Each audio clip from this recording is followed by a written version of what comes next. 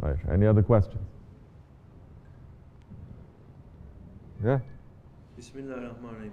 How do we check if we become a servant of dunya? Bismillahirrahmanirrahim. It's very easy. What you are busy with, serving, you're a servant of that one.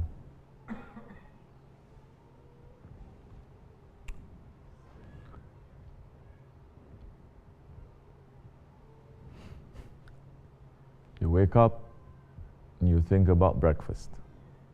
Who of us is not thinking about breakfast? Sometimes, most times. But you have to pass. You cannot spend the whole day just thinking about breakfast or thinking about lunch or thinking about food.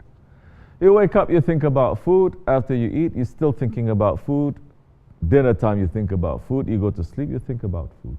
Or you think about your job. Or you think about your loved ones. Or you think about your career. Or you think about earning money. And you're thinking while you are thinking all these things, you're busy in that day trying to achieve it for itself. You are serving. But you're not serving your Lord, you're serving that dunya. What keeps you away from Allah? That is your dunya.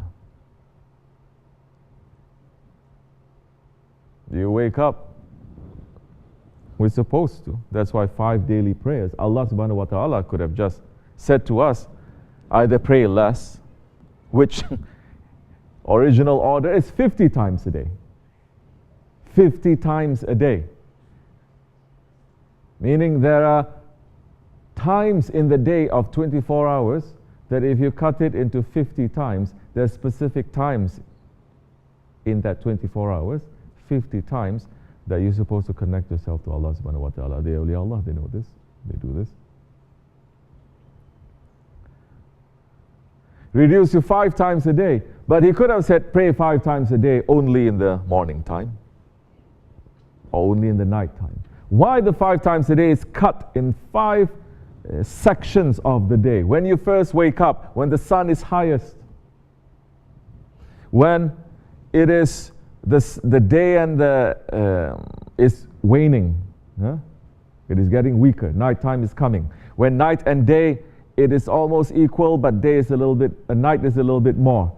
When night and day it is coming and day is completely disappeared and it's completely dark, that is Isha time. When Fajr time enters between night and day, and just a little bit, night is not complete, just a little bit of light, the Fajr enters. Specific, very specific time, hasn't changed in 1400 years. Why Allah is cutting up into all these different times? We are busy with this world, yes, but Allah is saying, now turn to me. Don't turn to this world. Take this opportunity now to run and to jump into that river that clean us up. Turn to me. You need this in these times of the day, because in specific times of this day, different things are happening to this world. Different things are happening to you. Different activities are happening in this world and in the heavens. And you need to connect to me. For example, the time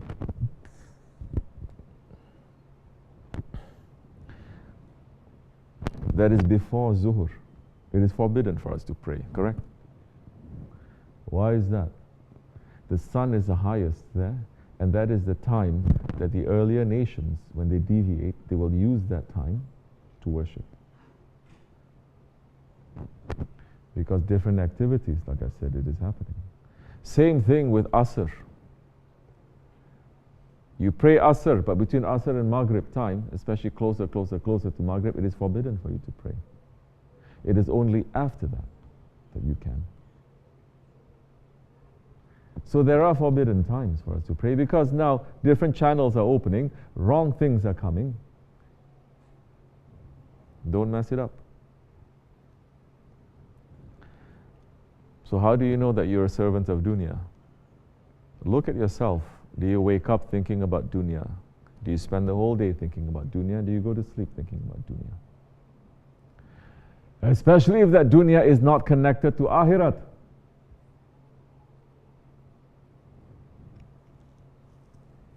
Man can say, I'm only working whole day, but I'm working for my family. Right, then what's the difference between you and unbelievers? They're all working for their family too. But the man is working the whole day. And the reason why he's working, it is for the sake of Islam. It is to support other people, not just thinking for his family. It is to help in the way. And that time, his heart is not in reality happy even with the work, because he's saying, if only I can stop all this and just worship. Correct? Those ones are saying, no, you are helping other people, you are providing, you're helping poor people. Say, yes, we have to do, but if only I can stop this and just make prayers, make zikr and read Quran, like all these other people are. It is much harder for them. That is when, but their heart is not in that work. And even they're putting everywhere, they feel very bad after that. They feel very bad. They say, I'm not praying enough, I'm not doing enough. But we say, the service that you're providing now, it is better than those who just worship for themselves and they're not helping the people around them. There is no balance, but you see, in Islam, we have to remember this. There's no such thing as balance. There's a very non-Muslim, Buddhist concept. Of course. In Islam, there is priority. What is first? What is priority? Balance is this and this must be the same reach. Do we say we want a balance of haq and batil? Are we making balance of haq and batil? Allah is saying that. Which book is saying that? Which prophet, which sahabi, which saint is saying yin yang, haq and batil?